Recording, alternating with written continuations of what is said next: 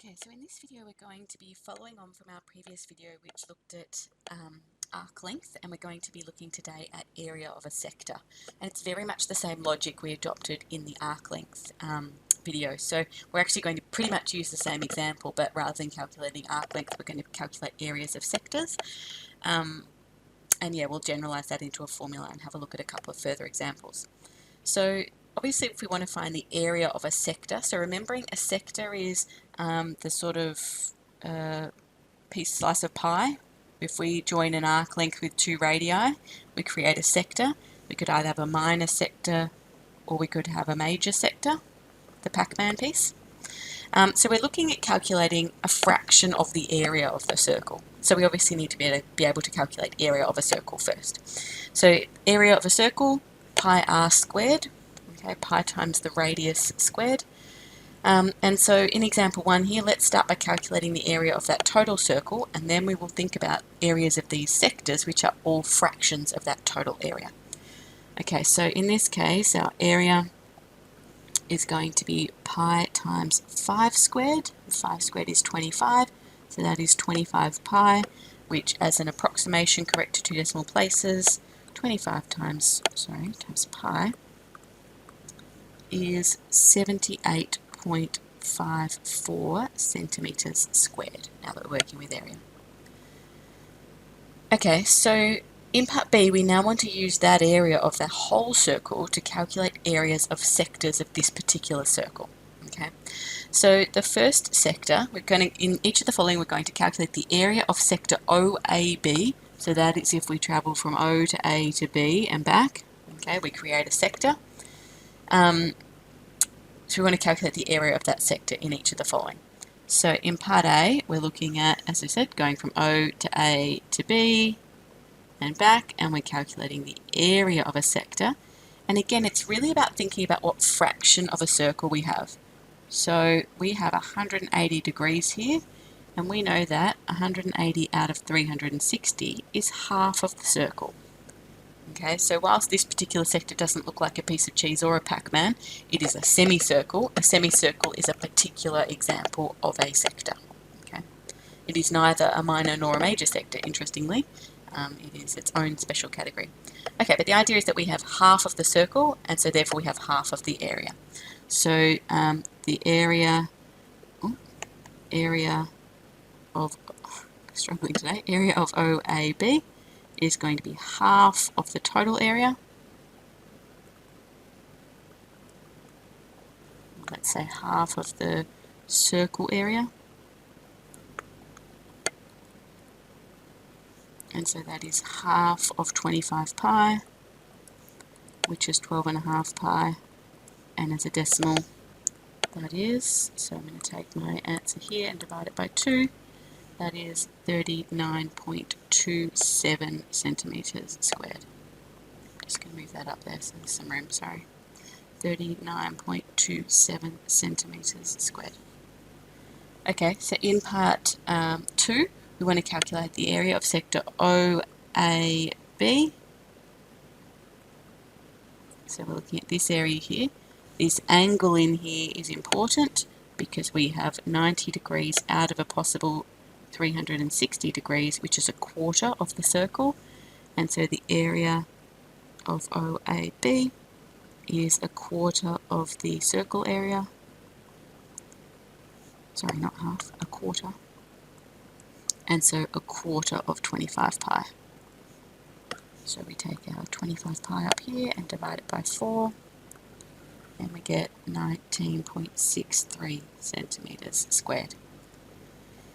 And in part 3, we want to calculate the area of OAB. Okay, so calculating this area here. We've got a 45 degree angle there, and so as a fraction of 360, 45 out of 360 is 1/8 of the circle, and so therefore the area of OAB is 1/8 of the circle area. So in this case that is 1/8 times 25 pi. So we're going to take our 25 pi and divide it by 8, which is 9.82 centimeters squared. And then finally, in part 4, we're looking at the area of sector OAB. Okay, so we're looking at that area. The angle is what's important. It tells us what fraction of the circle we've got. We have 120 degrees out of 360 degrees, so we have a third of the circle. And so the area of OAB is 1/3 of the circle area. And so that's 1/3 times 25 pi, which, if we take 25 pi and divide it by 3, is 26.18 centimetres squared, correct to 2 decimal places. Okay, so that should be fairly familiar having looked at arc length previously. So we can generalise that into the formula for our formula for the area of a sector. So the area A of a sector of circle with radius r, where the arc of the sector subtends an angle of theta degrees. So we've talked about that subtends an angle. Okay, so if we take the arc length and we subtend it at the centre, so join its ends up at the centre, we create an angle, which is theta in this instance. So the area of this particular sector, area of this particular sector here is going to be theta out of 360, that's the fraction of the circle we have, times the total area of the circle. So that means we have theta over 360 times pi r squared for our area of a sector. So let's just work our way through 2 examples. Let's call these example 2 and 3. So find the area of, example 2, find the area of a sector in a circle of radius 13 centimetres which subtends an angle of 70 degrees at the centre. Give your answer correct to 2 decimal places. Okay, so we have a circle, centre, the radius is 13. We're subtending an angle of 70 degrees and we want to work out what is this area. Okay, and so our area of the sector is going to be a fraction, 70 degrees out of 360 degrees, of the total area of the circle, which is pi times 13 squared. So we can get that as a decimal, 70 out of 360 times pi times 13 squared.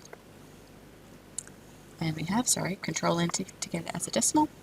We have to 2 decimal places, 103.24, what are our units? Centimetres squared. Alright, and then example 3. The sector pictured has an area of 20 centimetres squared. Find its perimeter correct to the nearest centimetre. Okay, so again, let's think about, here we have something that connects 3 quantities: area, angle, and radius. If we know 2 of those quantities, we can work out the third one. So in this problem, here we have been given the angle and the area.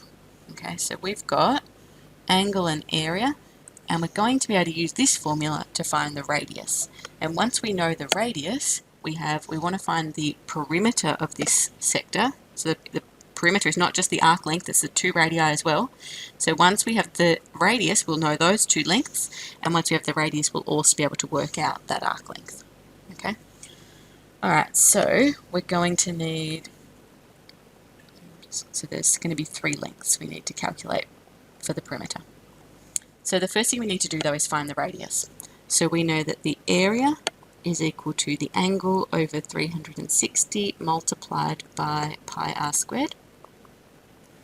And so in this case, area is 20, the angle is 30, and we want to solve for r. Now, menu 3.1, solving 20 equals 30 out of 360, which, yes, you could simplify to 1/12, times pi times r squared, solving that for r. Now this is going to give us 2, I'm going to press Control Enter to get it as a decimal. We're going to get 2 values, but one is negative, and remember r is the radius length, so we can't have negative length, and so therefore we can ignore the negative one, and so we can see here that the radius is 8.74 centimetres.